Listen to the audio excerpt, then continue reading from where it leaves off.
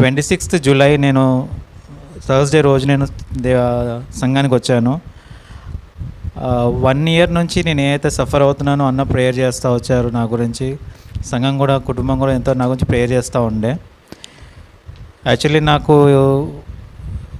Steroids వాడడం వల్ల నాకు బోన్స్ అనేది అరిగిపోయినాయి హిప్ దగ్గర.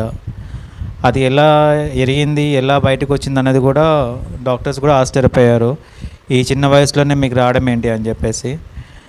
దేవుని కృప వల్ల ఏంటంటే నాకు అన్న ప్రతి విషయంలో ప్రేయర్ చేయడము, గైడెన్స్ చేయడము.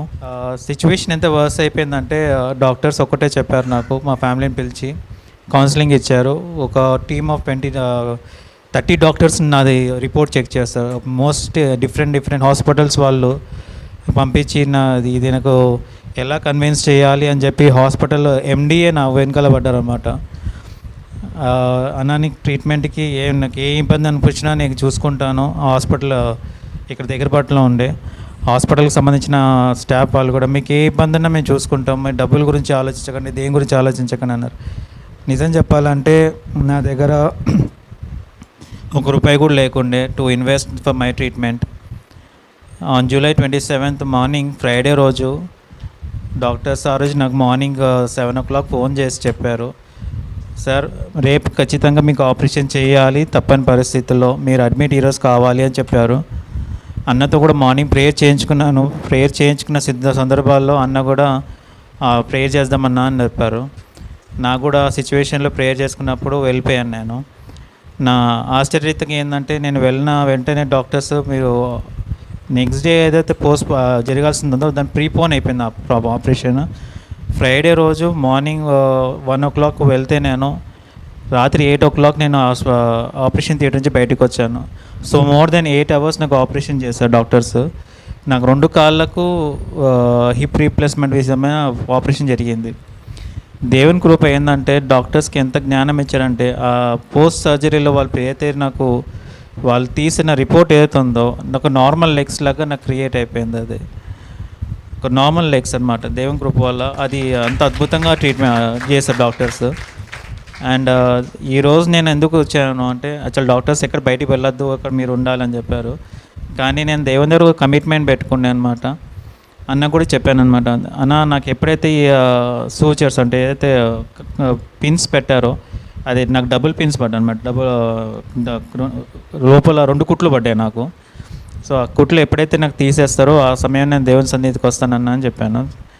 అదే దేవుని కృప వల్ల అది ఈరోజు మన ఇండిపెండెన్స్ డే ముందు రోజు జరిగింది. అది కాళ్ళనొప్పి వల్ల రాలేకపోయాను. దేవుని కృప వల్ల ఈ థర్స్డే రోజు రాగలిగాను. సాక్ష్యం చెప్పడానికి కోసము దేవుని సన్నిధిలో దేవుడు నన్ను, నా కుటుంబాన్ని ఏ విధంగా నిలబెట్టాడు. సంఘ కాపరిగా అన్న నా కుటుంబానికి కానీ ఇక్కడున్న ఎంతమందికి ఏ విధంగా ప్రార్థన చేస్తున్నాడో అనేది సాక్ష్యం చెప్పడానికి వచ్చాను. ఈరోజు నేను మంచిగా ఆరోగ్యంగా 3rd weekలో ఎవరు మనిషి కూడా ఫ్రాంక్లీ చెప్పాలంటే నేను ఒక వాకర్ పట్టుకొని నడవాలి. But I'm able to walk with my own 2 legs by grace of God and with prayers of అన్న. I'm able to walk with my ఒక సపోర్ట్ కోసం పెట్టుకోమని చెప్పారు. అది పట్టుకొని నేను నడుస్తున్నాను because of. And actually I'm real amazed because of 3 weeks నడవడం అన్నది is highly impossible. By grace of God, I am able to walk today, and I am thankful to God for the miracle He has done to me, and I am thankful to God for giving me 2 months bed rest that I am able to spend with more time in Him. Thank you, Anna. గట్టిగా యేసయ్యకు చప్పట్లు కొడదాం. 8 hours operation అయినాక 3rd week చర్చలోకి వచ్చింది. ఎన్ని గంటల operation? 8 minutes కాదు, 8 ఒక duty time అంతా. అన్ని అవర్స్ అయినా 3వ వారమే 3rd week చర్చిలో కనబడ్డాడంటే గట్టిగా యేసయ్యకు చప్పట్లు కొడదాం. దేవుడు ఆ కుటుంబాన్ని గొప్పగా దీవించును గాక, అనేకుల సాక్షులుగా దేవుడు వారిని నిలబెట్టును గాక. అంటే ఎప్పుడైతే డిజైర్ ఉంటుందో హీలింగ్ అనేది దేవుడు శరీరంలో మార్పిస్తాడు, ఆశగల ప్రాణాన్ని తృప్తిపరుస్తాడంట. సో అతి త్వరగా దేవుడు మిమ్మల్ని స్వస్థపరిచి పల్లెటూళ్ళు, పట్టణాలు, గ్రామాలు, రాష్ట్రాలన్నిటికీ మీ సాక్ష్యము వెళ్ళును గాక.